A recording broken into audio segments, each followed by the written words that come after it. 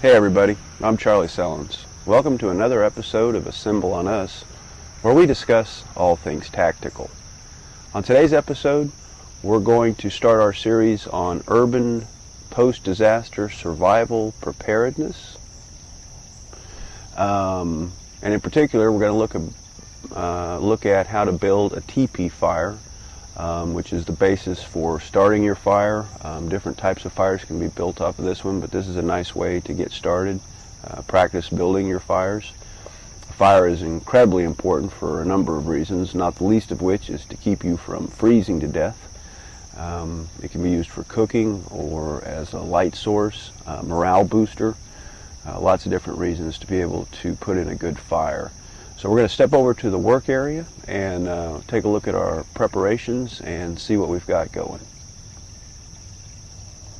Our tinder right here, dryer lint, cardboard, and an old bird's nest that I found nice and dry.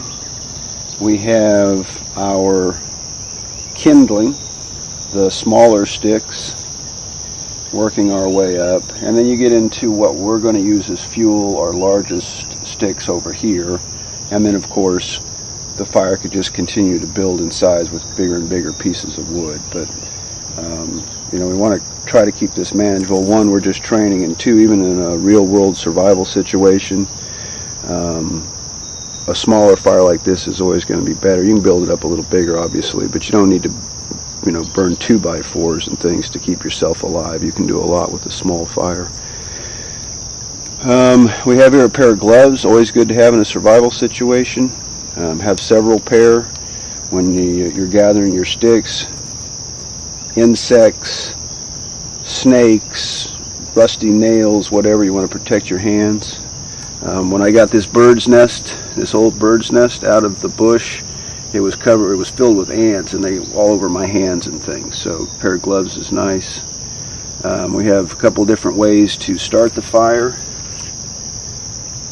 Good old Bic lighter. They're like $1. Even if you wouldn't normally need lighters, go out and buy some, have them around. Good to have. This one's got a cool Skinner logo on it, so that's nice. Today we're just going to start our fire with one of these, man-made kind of things. This one's from ProForce, like $6 or something, maybe less, I can't remember, not very much. Nice to have around. And a small utility knife for shaving some of the wood, doing different things. And then of course there in the back we have our fire extinguisher, good to have on hand when you're doing something like this. Also real world, it's nice to have extra fire extinguishers around the house. I think we have 8 or 9 various sized ones in the house now after the unfortunate fireworks episode of '05.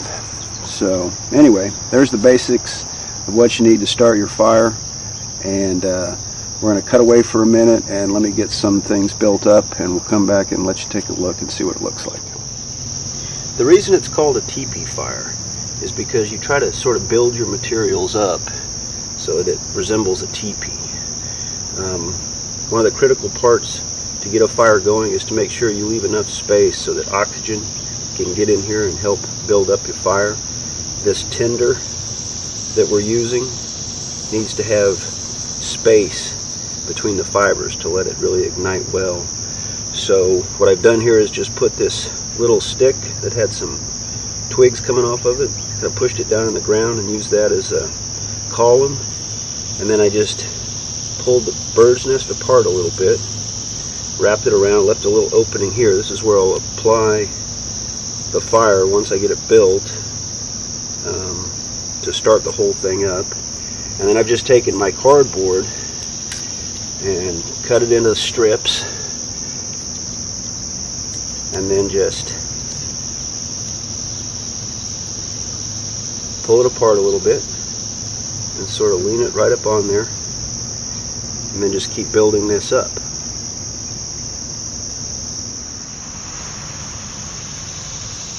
Alright, we're working on the kind of the second part of building up the fire.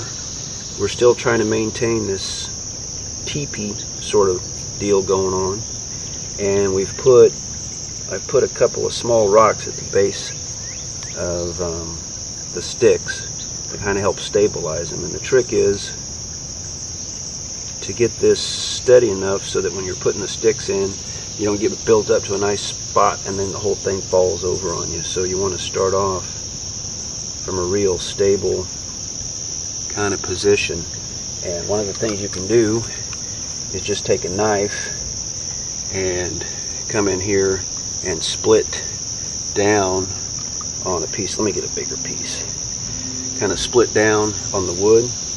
And you don't want to hold your hand down here while you're cutting down. You slip, you cut yourself in a survival situation or even in training. That's going to suck. So that one's split off. But just a little bit of a split.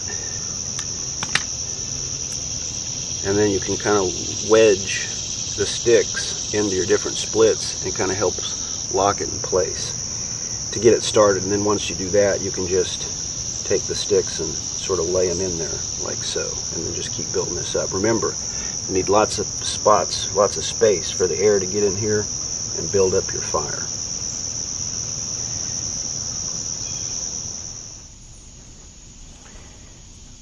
Alright, what I have is my dryer lint, again spread out and opened up and kind of stuffed into the stick and put it up on this rock to hopefully let a little air underneath there. I hold the stick in the left hand and the striker here, and it's not an exact science, but what we do is just keep working with it.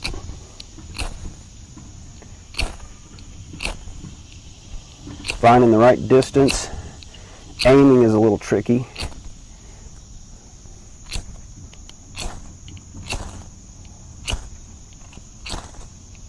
Until we get it going, and then we just use this to light the candle, hopefully.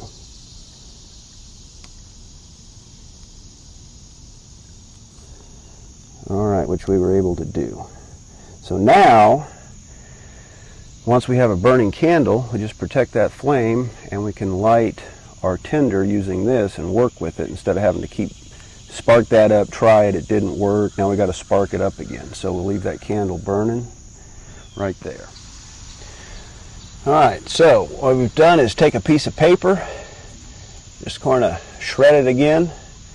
We use the candle to light the paper and hopefully get that burning nice.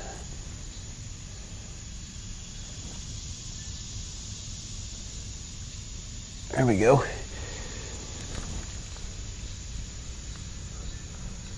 A little air.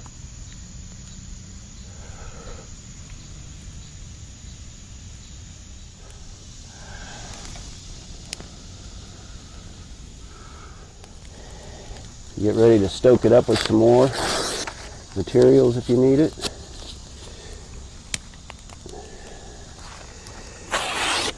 Keep it getting hot. We needed the temperature to get hot enough in these larger pieces to get them going. I think it's time for the gloves. So if we can get the smaller stuff going,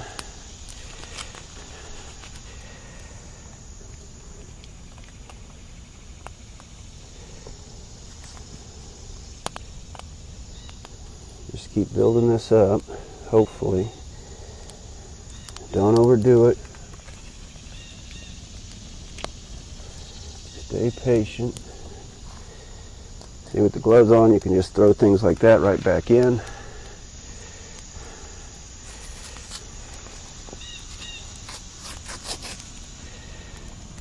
And it looks like it's starting to work, which is very cool.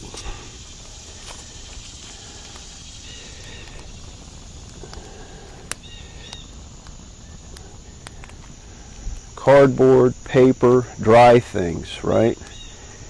It's hard to get something to burn if it's even just a little bit damp.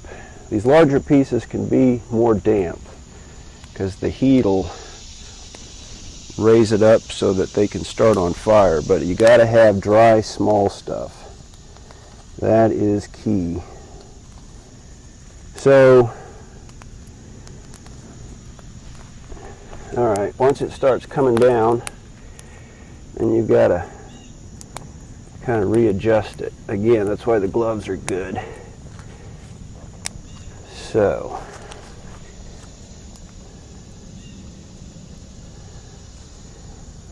yeah.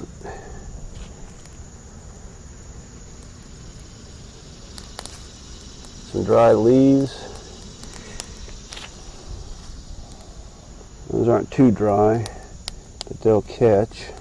Dry grass. Just keep adding small stuff at this point. One piece of paper, dry, newspaper, can go a long way in saving your life. Money, that might not be good for anything, I don't know, but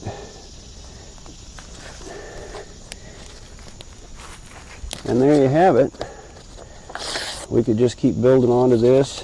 If we'd wanted the fire to be bigger, we could have built more layers on, but have about 3 times the amount of supplies that you think you'll need to build it on hand, because it always takes more than you think, especially